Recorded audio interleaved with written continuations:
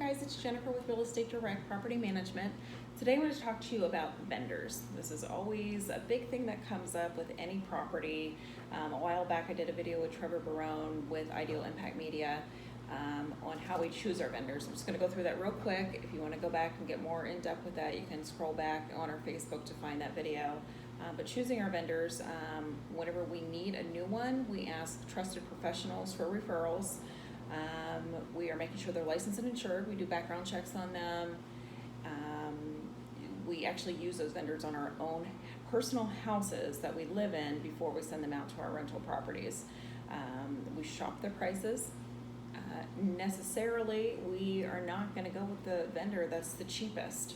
A lot of people always want, the best deal, obviously, but you get what you pay for. Honestly, you get what you pay for, and I've seen it so many times. So our vendors may not have the best prices, but they do the best job for us, and that's what's the most important. We always check the work before we pay them. We may not check every single little thing. We're busy doing a million other things. We can't be babysitting our vendors, but we do check up on them quite often. We go by reputation.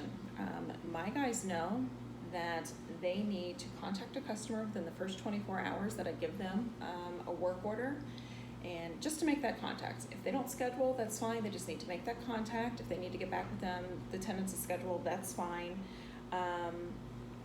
And they're proactive. I'm not babysitting them. I'm not calling them to make sure that they called so-and-so, because I don't have time for that.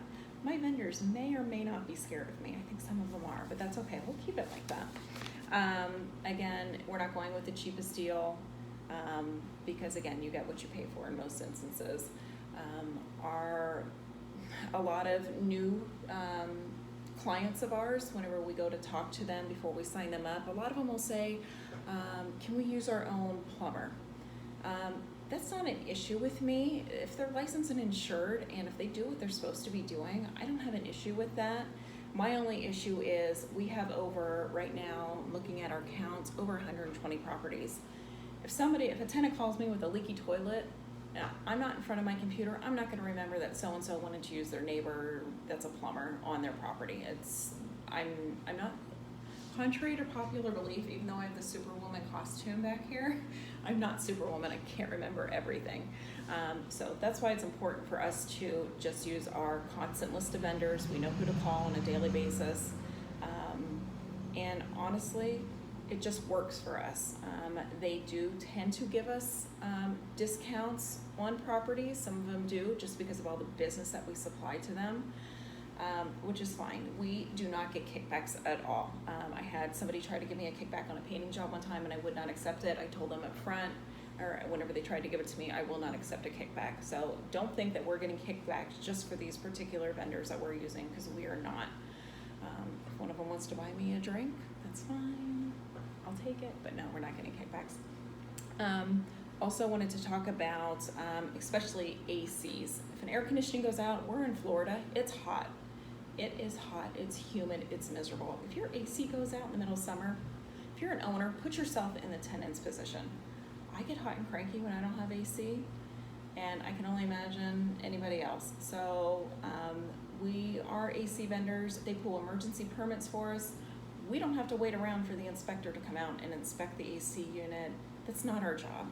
Our job is to be finding more accounts, taking care of the property, not babysitting inspectors, not babysitting AC companies. The AC company handles that for us.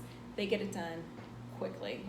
Again, with them pulling emergency permits for us, we're not waiting a week to get an AC in, we're waiting 1 to 2 days, which your tenant is gonna appreciate. And when your tenant appreciates that, they're more likely to stay in your unit. They're not gonna go anywhere if they don't have to. So that's just some things to think about whenever choosing a property management company.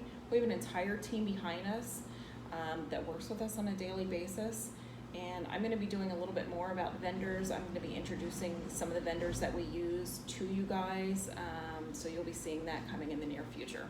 If anybody has any questions about the vendors we use, maybe wants a referral on who we use for their own personal home, feel free to contact me at the office.